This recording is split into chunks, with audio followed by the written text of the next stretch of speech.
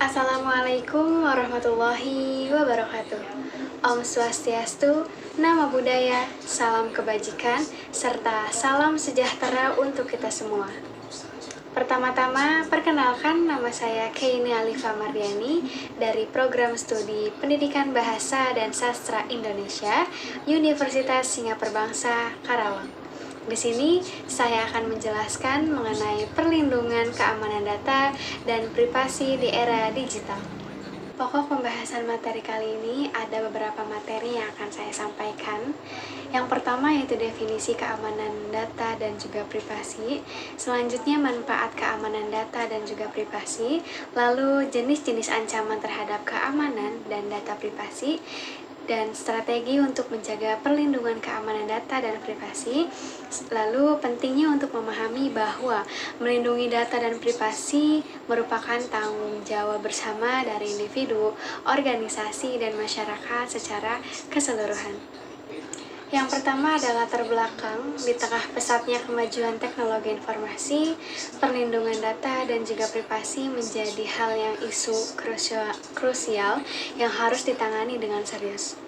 Nah, pada era digital ini membawa manfaat besar dalam kehidupan sehari-hari kita loh, tetapi juga membuka pintu bagi berbagai ancaman terhadap keamanan data dan juga privasi individu. Ancaman yang semakin kompleks seperti peretasan, malware, dan juga serangan cyber lainnya dapat menimbulkan risiko pencurian data pribadi dan juga sensitif. Di sisi lain, kesadaran akan pentingnya praktik keamanan digital ini seringkali kurang di kalangan pengguna teknologi. Banyak orang tidak menyadari bahaya yang mengintai dari praktik yang tidak aman. Contohnya seperti penggunaan kata sandi yang lemah, ataupun kita dapat mengklik tautan yang mencurigakan. Sementara itu, regulasi perlindungan data semakin ketat nih di berbagai negara, mendorong perusahaan untuk lebih bertanggung jawab dalam melindungi data pengguna. Namun, penggunaan teknologi canggih ini seperti kecerdasan buatan atau seringkali kita sebut dengan AI dan Internet of Things, yaitu dengan membuka celah baru bagi pelanggaran keamanan data. Nah, selain mengancam keamanan fisik, risiko digital juga dapat memiliki dampak psikologis yang signifikan. Kecemasan terkait privasi online dapat memengaruhi kesejahteraan mental individu dan menciptakan lingkungan online yang tidak sehat. Dalam menghadapi tantangan ini, penting juga bagi seseorang, individu, organisasi, dan masyarakat secara keseluruhan untuk meningkatkan kesadaran akan risiko keamanan data dan juga privasi. Mungkin melalui edukasi, pelatihan, dan penerapan praktik terbaik dalam penggunaan teknologi digital ini, kita dapat melindungi diri kita sendiri dan juga bahkan melindungi orang lain dari ancaman yang mungkin akan timbul. Nah, upaya ini tidak hanya melindungi privasi dan keamanan data saja, tetapi juga mendukung perkembangan teknologi yang bertanggung jawab dan juga berkelanjutan di masa yang akan datang.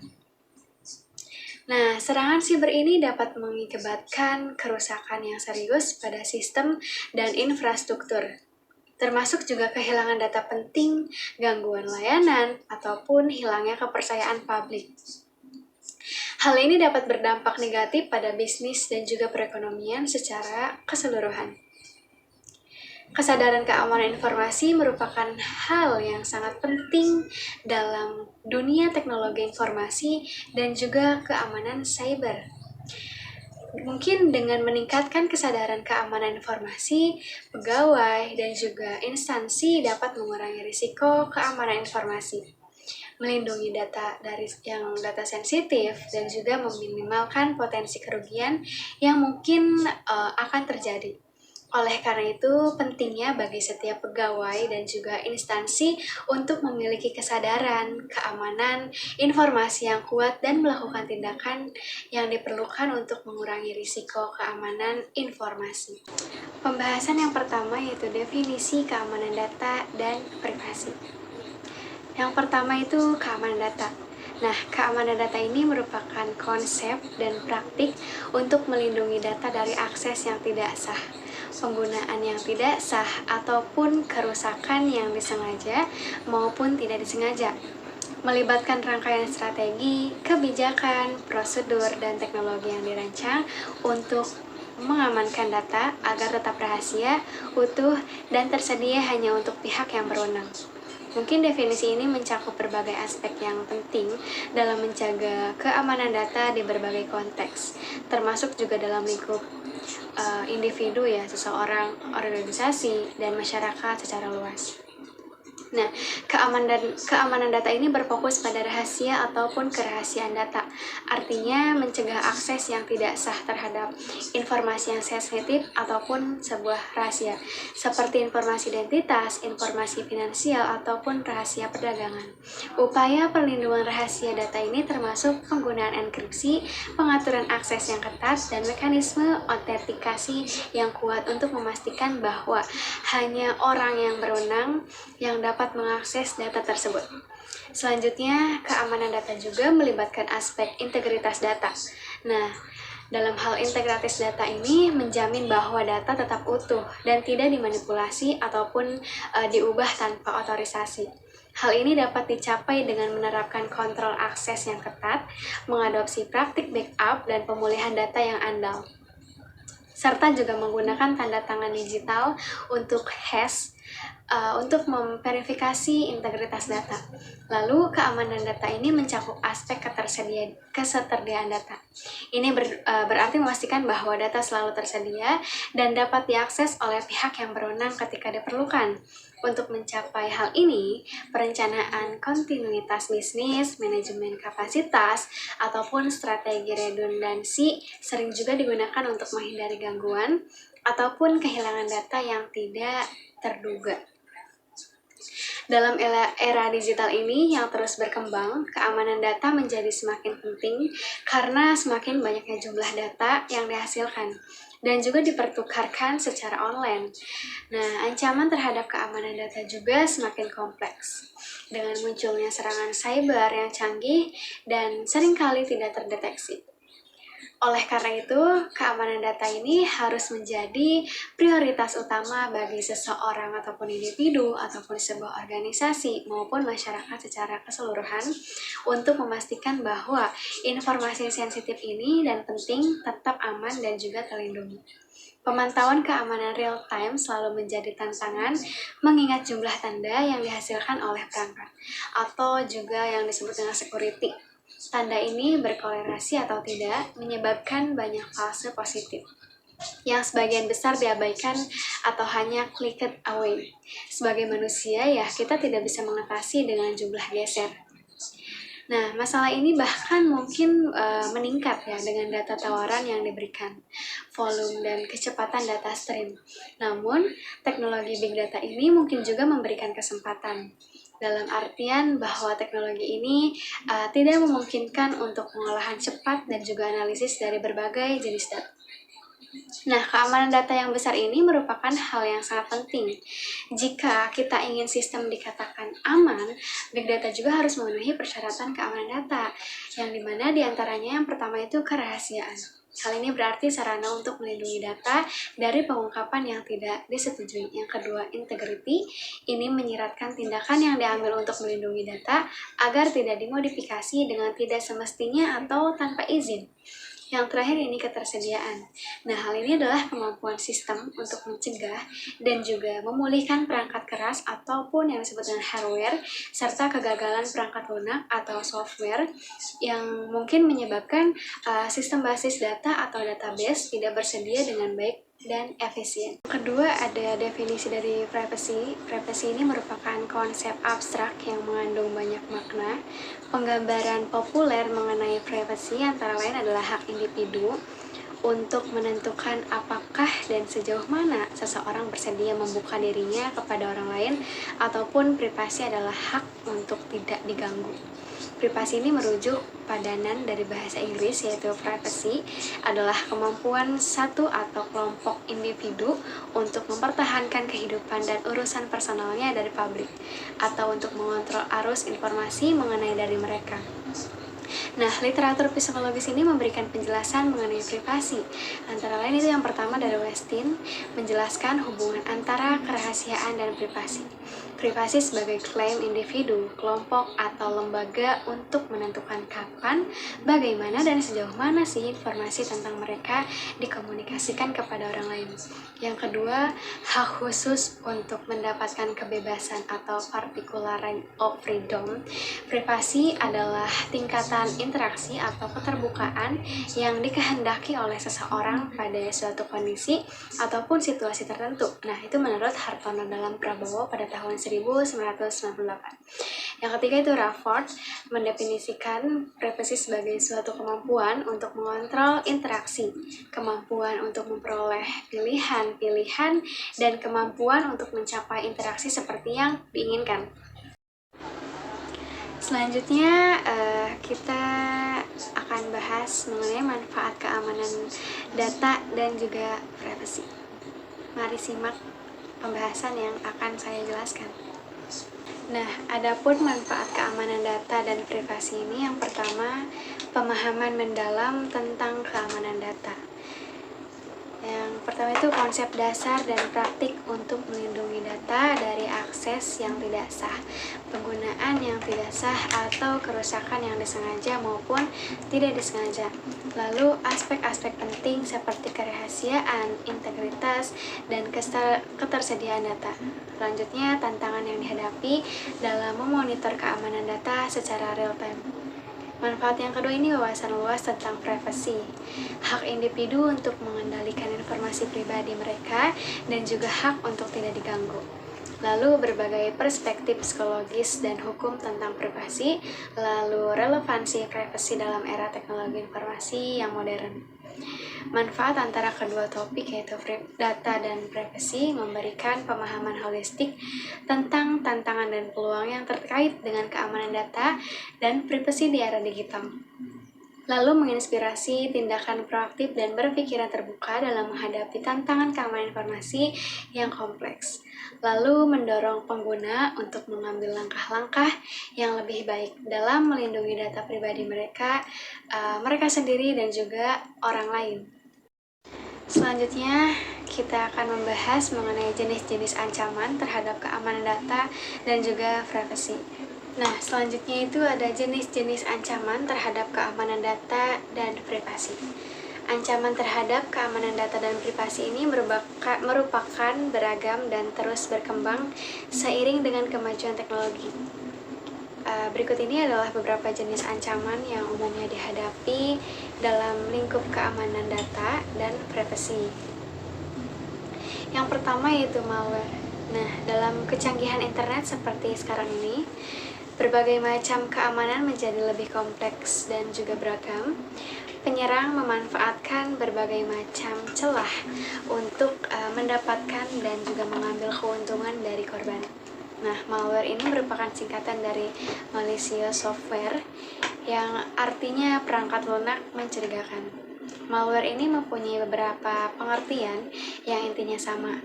Nah, ada berikut merupakan beberapa pengertian dari malware. Yang pertama yaitu malware adalah perangkat lunak berbahaya dengan tujuan jahat. Yang kedua, malware adalah program yang diinstal pada sistem tanpa sepengetahuan pemilik sistem.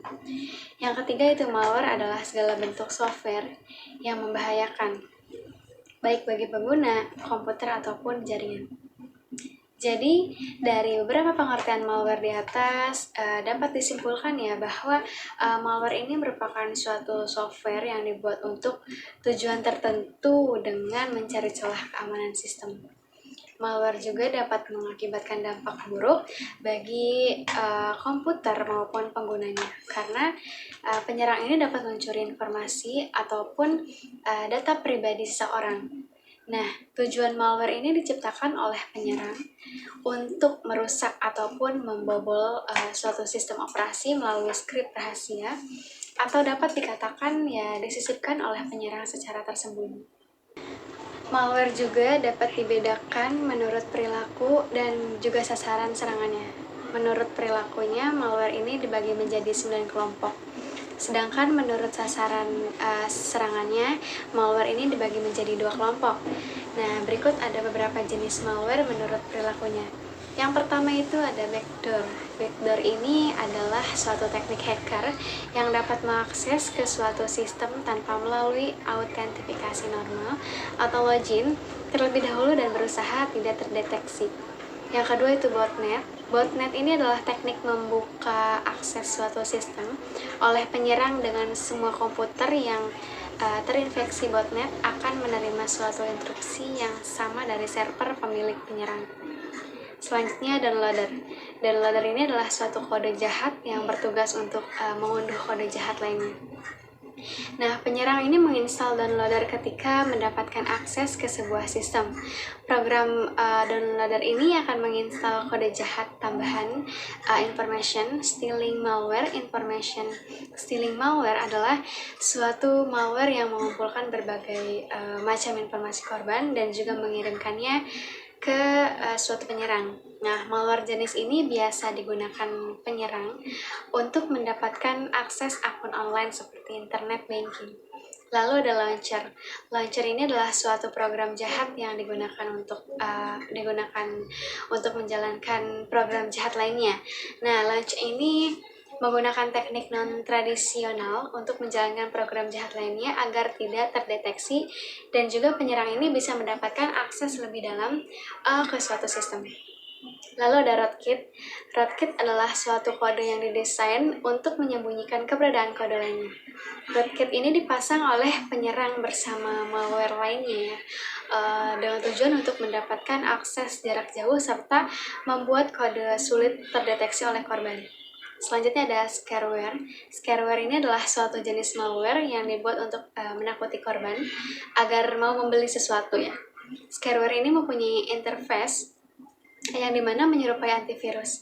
Biasanya scareware ini memberikan informasi ke pengguna bahwa ada kode jahat dalam sistemnya dan juga satu-satunya cara dengan membeli software tersebut. Namun kenyataannya software tersebut ini hanya mampu menghapus scareware tersebut saja. Selanjutnya ada spam sending malware. Spam sending malware ini adalah suatu malware yang menginfeksi mesin sebuah pengguna dan kemudian menggunakannya untuk mengirimkan spam. Malware jenis ini dapat menghasilkan uang bagi penyerang dengan cara menjual layanan pengiriman spam tadi. Selanjutnya ada worm atau virus. Worm atau virus ini adalah sebuah program yang memiliki kemampuan untuk menggandakan dirinya secara mandiri dan juga menyebarkan dengan cepat pada jaringan komputer melalui port keamanan yang sangat terbuka. Worm ini dapat dikatakan evolusi dari virus karena worm ini memiliki karakteristik yang hampir sama dengan virus.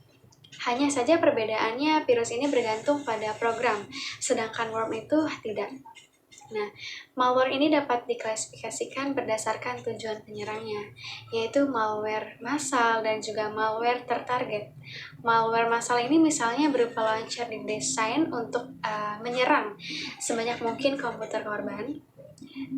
Malware massal ini termasuk dalam malware yang banyak dijumpai dan juga lebih mudah dideteksi karena banyak sekali software keamanan yang sudah mengantisipasi jenis malware massal ini.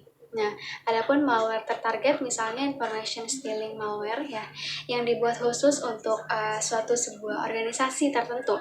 Malware jenis ini merupakan malware yang lebih berbahaya ya daripada malware sebelumnya yaitu massal ya, karena tidak disebarluaskan dan produk keamanan yang dipakai korban juga tidak terlindungi dari malware tertarget ini. Jenis yang kedua ada phishing. Phishing ini merupakan suatu bentuk kejahatan siber yang paling umum. Tindakan ini sangat merugikan dalam hal privasi hingga bisa menyebabkan kerugian finansial jika informasi pribadi yang didapat disalahgunakan. Selain kerugian finansial, phishing juga bisa menyebabkan masalah lain seperti kehilangan data pribadi ataupun pencemaran nama baik. Phishing ini adalah aktivitas kriminal yang menggunakan teknik rekayasa sosial. Nah, pelaku phishing ini atau yang biasa dikenal dengan phisher berusaha untuk mendapatkan informasi pribadi seperti nama pengguna, kata sandi, ataupun detail kartu kredit yang dapat digunakan untuk pencurian identitas. Jenis selanjutnya yaitu serangan man in the middle atau MITM. Serangan man in the middle ini adalah serangan cyber di mana pelaku ancaman menempatkan dirinya di tengah-tengah dua pihak. Biasanya pengguna dan juga aplikasi untuk mencegat komunikasi dan pertukaran data dan menggunakannya untuk tujuan jahat, seperti melakukan pembelian tidak sah atau peretasan. Serangan man in the middle ini dalam keamanan cyber memenuhi syarat sebagai keadaan di mana pelaku ancaman menempatkan dirinya di antara pengguna dan entitas seperti jaringan, situs web, ataupun aplikasi untuk memperoleh informasi. Nah, metode yang digunakan peretas untuk memperoleh informasi tersebut ini sangat berbeda-beda dengan menggunakan berbagai bentuk spoofing, yaitu metode yang menyamar sebagai entitas atau situs online terpercaya. Jenis utama serangan MITM ini meliputi IP spoofing, yaitu penjahat dunia maya mengubah alamat protokol internet ataupun IP, situs web, alamat email, atau perangkat dan memasukkan entitas tersebut. Nah, membuat pengguna berpikir bahwa mereka ini sedang berinteraksi dengan sumber terpercaya, padahal mereka benar-benar menyampaikan informasi kepada aktor yang sangat jahat. Yang kedua ada spoofing DNS. Nah, untuk spoofing sistem nama domain atau DNS, pelaku spam membuat dan mengoperasikan situs web palsu yang dikenal pengguna dan juga mengarahkan mereka ke situs tersebut untuk memperoleh kredensial pengguna atau informasi lainnya. Lalu ada spoofing HTTPS. Nah, dalam ini pengguna berasumsi bahwa situs web ini memiliki Hypertext Transfer Protocol Secure atau HTTPS. Artinya data komputer ini mereka dienkripsi ke host situs web, namun mereka secara diam-diam dialihkan ke situs web HTTPS yang tidak aman, sehingga memungkinkan penjahat ini melacak interaksi dan mencuri informasi.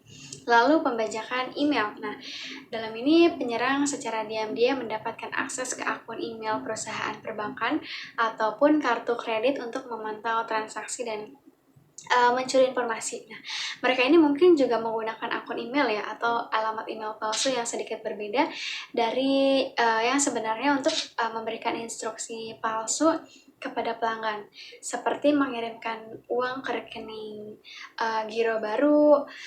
Selanjutnya ada penyadapan Wi-Fi.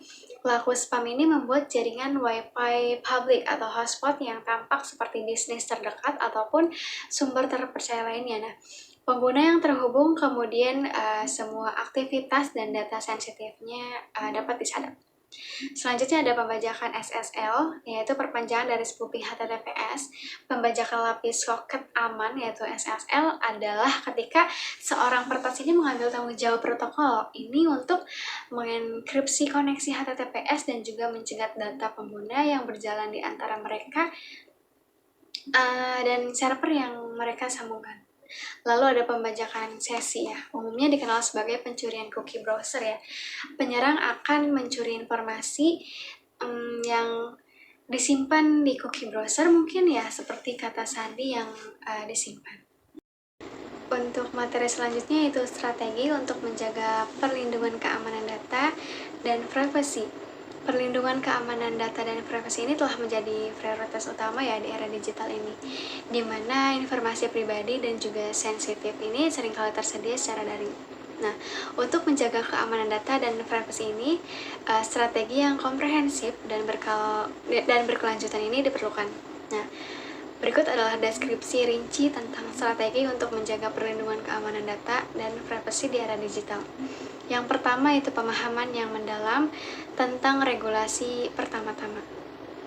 Nah, organisasi ini perlu memahami dengan baik regulasi yang berlaku terkait perlindungan data, seperti GDPR di Uni Eropa atau CCPA di California. Hal ini juga termasuk pemahaman tentang kewajiban, batasan, dan konsekuensi pelanggaran. Yang kedua itu penilaian risiko terus-menerus. Nah, organisasi ini harus secara teratur melakukan penilaian risiko untuk mengidentifikasi ancaman potensial terhadap data dan privasi mereka. Nah, hal ini dapat mencakup mengidentifikasi titik lemah dalam sistem dan proses mereka. Selanjutnya ada klasifikasi data. Nah, data ini perlu diklasifikasikan berdasarkan tingkat sensitivitasnya. Ini juga memungkinkan organisasi untuk menerapkan kontrol akses yang tepat dan juga memberikan perlindungan yang lebih besar untuk data yang lebih sensitif. Selanjutnya, pengendalian akses yang ketat.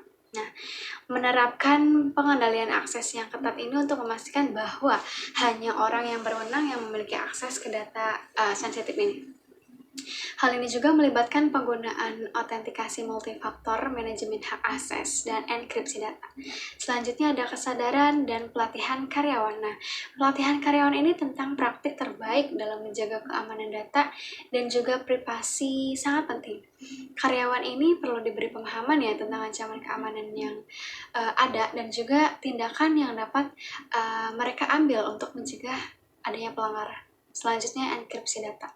Data sensitif harus dienkripsi saat berada dalam penyimpanan dan saat berpindah antar sistem. Nah, enkripsi ini kuat membantu melindungi data dari akses yang tidak sah, bahkan jika data tersebut dicuri ya oleh mereka. Selanjutnya, pemantauan dan deteksi anomali. Sistem pemantauan dan deteksi anomali ini harus diimplementasikan untuk mengidentifikasikan aktivitas yang mengacaukan atau tidak bisa. Ini memungkinkan organisasi untuk menanggapi insiden keamanan dengan cepat ya. Selanjutnya itu ada pemulihan data yang efektif.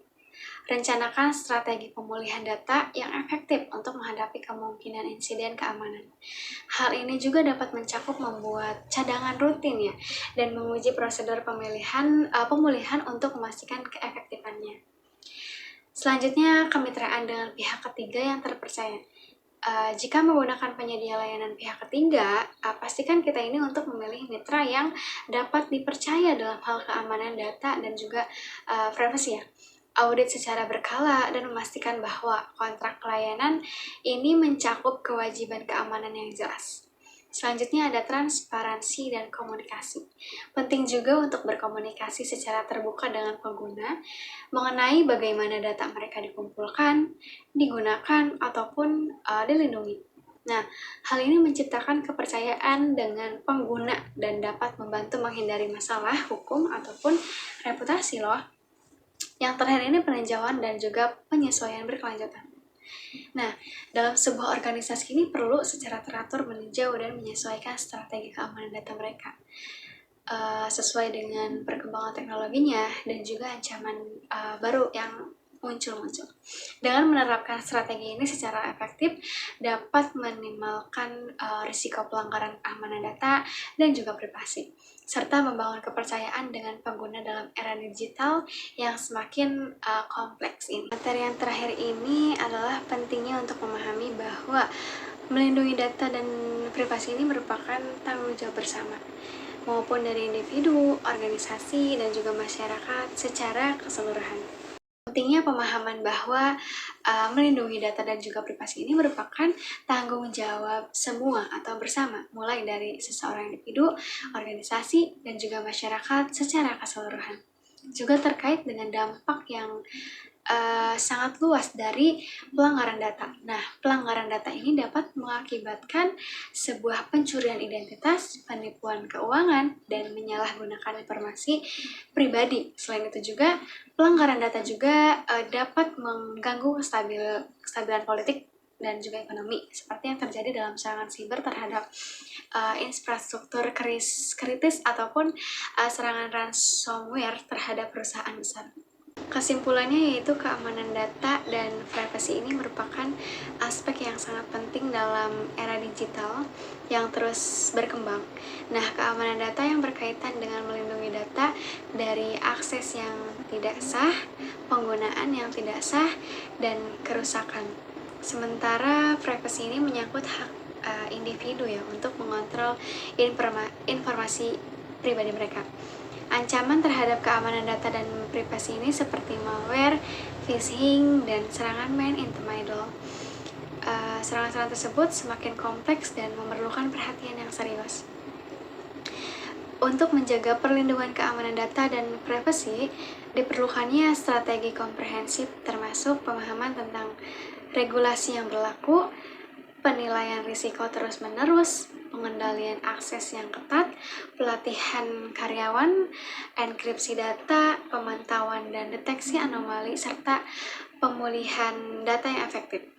Nah, penting juga ya untuk memahami bahwa perlindungan data dan privasi ini merupakan tanggung jawab bersama, entah dari seorang individu, organisasi, maupun masyarakat secara keseluruhan. Dengan kesadaran yang meningkat dan penerapan strategi yang tepat, mungkin kita juga dapat meminimalkan risiko pelanggaran ya keamanan data dan privasi, serta dapat membangun kepercayaan dalam era digital yang semakin kompleks ini. Terima kasih yang sudah menyimak dari awal hingga akhir. Semoga bermanfaat materi ini, dan juga maaf bila ada salah kata dan juga kekurangan kata saat menjelaskan. Mohon dimaafkan.